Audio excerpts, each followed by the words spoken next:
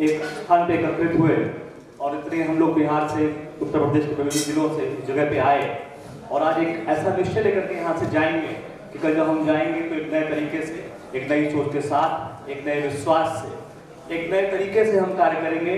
पंकज जी की देखरेख में पंकज जी से बातें करेंगे, जूम मीटिंग में आएंगे, नए नए तरीके सीखेंगे कैसे बिजनेस करना है और अपने भविष्य को और संस्था के भविष्य को हम लोग आगे बढ़ाएंगे। दोस्तों, मैं खाली इतना कहना चाहता हूं कि आज अगर यदि हम आज कुर्बान करते हैं तो भविष्य का निर्माण कर सकते हैं, अथवा आज हम निर्माण करते हैं तो हम भविष्य कुर्बान कर सकते हैं। तो समय ये है कि हम आज को कुर्बान करें जिससे कि हमारे भविष्य का निर्माण हो, जिससे कि हमारे बच्चों के भविष्य का निर्माण हो। कल हम लोग रहें या ना रहें इस दुनिया में, हमें इस बात की चिंता ना रहे कि हमारा परिवार क्या करेगा। सबसे बड़ी चीज यही होती है, हम लोग काम अपने लिए नहीं करते हैं, हम काम अपने परिवार के लिए करते हैं कि हमारा परिवार कैसे खुश रहेगा। मधुर जी ने बताया कि उनकी सोच कहां से आई काम करने की, जब उन्होंने कहा कि हमारा परिवार कभी प्राइस टैग ना देखे, प्राइस टैग नहीं देखेगा तो उसके लिए हमको काम करना पड़ेगा, अपने लिए कोई काम नहीं करता है। तो ऐसा कार्य करें हम लोग, दूसरों की नौकरी करके कुछ भी हासिल नहीं हो सकता। दुनिया में किसी के पैरों पर गिरकर कामयाबी पाने से अधिक बेहतर है कि नेटवर्क मार्केटिंग में अपने पैरों पर चलकर खुद कुछ बनने की ठान ली जाए। अगर निश्चय ये हम लोग कर लेंगे तो वो दिन दूर नहीं है जब लोग सफलता की सीढ़ियों को प्राप्त करेंगे। जब तक हम रातें नहीं जागेंगे, जब तक हम मेहनत नहीं करेंगे, तब तक हमारा नसीब नहीं बदलेगा। हम कितनी भी मीटिंग कर लें, हम कितने भी लोगों को सुन लें, हम पंकज जी को कितनी बार सुन लें, मधुर जी से सुन लें या हमें सुन लें, अगर हम मेहनत नहीं करेंगे तो कोई रास्ता नहीं है, सफलता का कोई शॉर्टकट नहीं होता है। हम सबको अपना नजरिया बदलना होगा। जिस दिन हम ये जान जाएंगे कि नेटवर्क मार्केटिंग एक ऐसा व्यवसाय है जिसके माध्यम से हम अपनी सभी महत्वाकांक्षाओं को पूरा कर सकते हैं, उस दिन मैं आपको विश्वास दिलाता हूं कि ये निश्चित होगा कि हमें कभी किसी प्रकार की कोई असुविधा नहीं होगी। मैं व्यक्तिगत रूप से बताऊं तो मैं पेशे से अधिवक्ता हूं। 2004 से 2019 तक मैं लखनऊ हाईकोर्ट में वकालत कर रहा था। भैया से मुलाकात हुई, एक नए बिजनेस के तरीकों को समझा और मुझे लगा कि वहां तो आजादी है, लेकिन जो आर्थिक आजादी हमको इस क्षेत्र में आके मिलेगी वो अद्वितीय है। और मैंने पिछले वर्ष निर्णय किया कि अब हम लोग JD7 के साथ काम करेंगे और आज मैं आपके सामने यहाँ उपस्थित हूँ। अगर हम नजरिया बदलने की बात करें, होता ये क्या है, नेटवर्क मार्केटिंग क्या है, सब दो लोगों को जोड़ना है, चेन चलानी है, आगे वाला काम करेगा नहीं करेगा, कैसे करेगा, ये सारे हमारे दिमाग में संदेह होते हैं। एक कहानी बताता हूँ छोटी सी आपको, तो उससे नजरिया कैसे बदला जाता है समझ में आएगा। एक रामदास जी थे बिहार में, वो रामायण लिखते थे, रोज ना वो रामायण की कुछ लाइनें लिखते थे और शाम को जो गांव वाले थे उनको बुला करके सुनाते थे। हनुमान जी को तो हम लोग जानते हैं कि वो एक जीवित देवता है जो आज भी पृथ्वी पे है।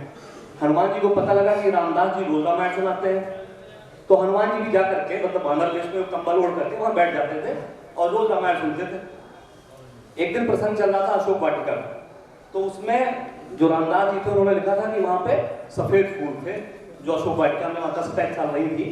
तो कहीं पंडित जी ऐसा है जो सुना रहे हैं, इसको बदल दीजिए। तो उन्होंने क्यों बदल रहे, तुम कौन हो? कहीं वहां पे पुष्प लाल थे, तो उन्होंने कहा तुम हो कौन? तो हनुमान जी अपने असली रूप में आ गए और उन्होंने कहा मैं हनुमान हूं, मैं ही तो अशोक वाटिका गया था, और जब मैं बता रहा हूँ कि पुष्प लाल थे तो ये पुष्प सफेद कैसे हो सकते हैं? उन्होंने कहा देखो मैंने तो लिखा है कि पुष्प सफेद थे और पुष्प सफेद ही थे। तो हनुमान जी ने कहा कि अगर आप मेरी बात नहीं मानते हो तो इसको कैसे प्रूफ किया जाए, चलो तुमको भगवान राम के पास लेके चलते हैं। हनुमान जी ने उसको बैठाया कंधे पे और लेके चले गए भगवान राम के पास। उन्होंने भगवान राम से कहा कि महाराज मैं अयोध्या गया था, वहां जो फूल लगे हुए थे वो सफेद थे, पंडित जी ने राम जो लिख रहे हैं उसमें उन्होंने लिखा है कि पुष्प का कलर लाल था। तो उन्होंने कहा हनुमान जी से तुमसे क्या मतलब है, पंडित जो लिख रहे हैं ठीक है, तुम्हें क्या दिक्कत है? तो उन्होंने कहा महाराज मैं गया था, मैं रोज रामायण सुनता हुई थी और जब पुष्प लाल थे तो उसका चित्रण सफेद क्यों किया जा रहा है? तो कहीं देखो एक तो गलत बात यह है कि तुम चोरी चोरी वहां रामायण सुनते थे, तो तुमको चोरी नहीं करनी चाहिए, बाकी जो लिख दिया ठीक है, और बाकी ना मानो तो हम कुछ कर नहीं सकते, हम पंडित जी को कुछ नहीं कहेंगे। हनुमान जी को बर्दाश्त नहीं हुआ, वो कहें चलिए हम चलते हैं सीता माता के पास। अब वो पंडित जी को बैठाया करने पे पहुंच गए माँ सीता के पास। माँ सीता से उन्होंने सारी बात बताई कि माता जी वहां तो कुछ लाल थे, इन्होंने सफेद लिखा है। तो माता सीता का भी वही रिप्लाई कि तुमसे क्या मतलब है, कुछ सफेद थे कि लाल थे, जो लिखा है ठीक लिखा है। लेकिन उन्होंने कहा माता जी जब मैं गया था वहां पे, आप वहां पे 1 साल थी, आपको मालूम है कि कुछ लाल थे और इन्होंने लिखा है कुछ सफेद थे, तो आप इनको बताइए कि कुछ लाल थे। तो उन्होंने कहा देखो हनुमान, तुम वहां जब गए थे तो तुम्हारे भगवान की पत्नी का अपहरण हो गया था, तो तुम्हारे दिमाग में बहुत ही क्रोध था, तो जो फूल वहां सफेद दिख रहे थे तो तुमको लाल ही दिख रहे हैं, वास्तव में बिल्कुल सफेद ही। तो ये जो नजरिया होता है ना, हम जिस भावना से काम करते हैं, अगर हमें लगेगा कि हमारा भविष्य नेटवर्क मार्केटिंग में है, तो वो हमको दिखेगा कि भविष्य नेटवर्क मार्केटिंग में है। अगर हमको लगेगा कि नहीं यार कोई और ऑप्शन है, या बेवकूफ बन रहे हैं, या टाइम लॉस हो रहा है, कोई नहीं जुड़ेगा, तो जैसा हम सोचेंगे वैसा ही हम करेंगे और वैसे ही हो जाएंगे। दूसरा, हम लोग जो काम करते हैं प्रोफेशन में या बिजनेस में, नॉर्मल बिजनेस में, ट्रेडिशनल बिजनेस में या नेटवर्क मार्केटिंग में, जो हमारी सोच है और जो हमारी आदतें हैं, आदतों को बदलना होगा। नेटवर्क मार्केटिंग की एक खास बात है कि यहाँ जो हमारी आदतें हैं, ये सामान्य आदतें नहीं चलेंगी। यहाँ हमको कुछ नया करना होगा। अपनी आदतें, जो हमारे एक सामान्य रूप से जो व्यवहार है हमारा जीवन का, वो बदलना होगा। और आदतें बदलने में बहुत ज्यादा समय नहीं लगता है, केवल एक दृढ़ निश्चय उसकी आवश्यकता होती है। जिस दिन हम लोग ये सोच लेंगे कि हम लोग ये आदत बदल देनी है, वो आदत बदल जाएगी। लोग कहते हैं कि 40 दिन लगता है कि अगर कोई काम हम 40 दिन करें तो हम लोग रोज करने लगते हैं। अगर हम लोग सिगरेट 40 दिन लगातार पिए तो हमको उसकी आदत पड़ जाती है, या अगर हम 40 दिन ना पिए तो वो छूट जाती है। इसका मैं एक बड़ा लाइव एग्जाम्पल दूंगा अभी आपको कि हम लोग 4 दिन में, हम लोग अपनी आदतें मात्र 4 दिन में कैसे बदल सकते हैं।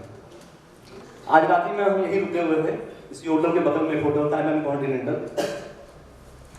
हमारे साथ में शैलेंद्र जी थे, हम लोग एक रूम शेयर कर रहे थे। तो शैलेंद्र जी से हमने कहा, शैलेंद्र जी आप उठते क्यों, कितने बजे उठते हैं? तो उन्होंने कहा साहब मन तो करता है सुबह हम रोज 5 बजे उठ जाएं, लेकिन अलार्म लगाते हैं, लेकिन वो जगते ही अलार्म बंद हो जाता है और होते होते 8 बज जाती। और ऐसा हम सालों से सोच रहे हैं कि हम रोज सुबह 5 बजे उठेंगे, लेकिन वो आदत हमारी बदलती नहीं है। शैलेंद्र यही बात थी ना हमारी आपकी। एक बार आइए स्टेज पे आइए।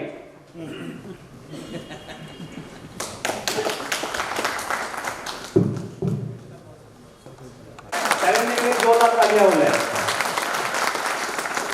अपनी जेब से एक अच्छा सा नोट, जो बड़ा नोट है वो निकाल के हमको दे दीजिए। वो क्लास सरपंच होने वाला है।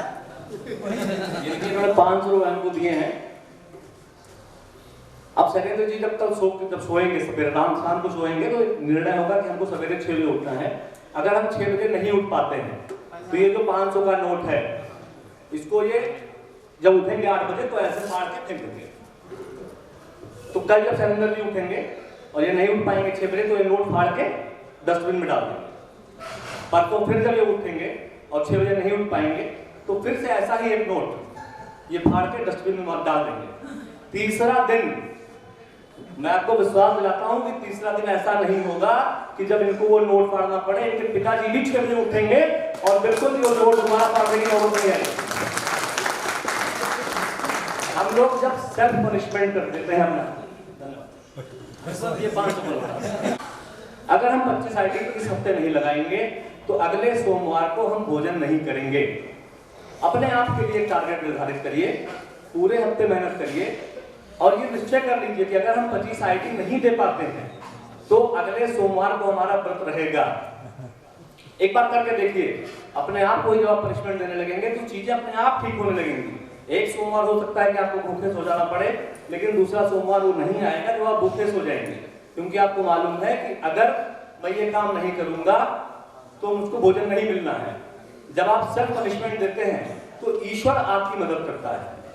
जब हम लोग ये निश्चय कर लेते हैं कि हमको ये काम करना है तो ईश्वर हमारे साथ होता है और हर तरीके से ईश्वर हमको कामयाबी दिलाता है। यहाँ इतनी अच्छी अच्छी बातें हो रही हैं। टांग खींचने की बात हुई थी कि अभी हम लोग जाते हैं बाहर तो हर तरह के लोग मिलते हैं। कोई कहेगा ये कहाँ फंस गए, क्या कर रहे हो, कुछ और कर लो, इसमें कितने रुपए कमाओगे। यहाँ जितनी हवा भरी जाएगी वो गुब्बारे में कोई ना कोई पिन बाहर जरूर लगाएगा, लेकिन उस पिन से मत डरिएगा। ये पिन हर आदमी के जीवन में लगती है। जब एक हाथी किसी गांव से बाहर गांव के अंदर जाता है और गांव से निकलता है तो वहां के जितने कुत्ते हैं वो सब उसके पीछे पड़ जाते हैं, लेकिन हाथी कभी भी किसी भी कुत्ते की आवाज को नहीं सुनता है और वो सीधा अपने रास्ते जाता है।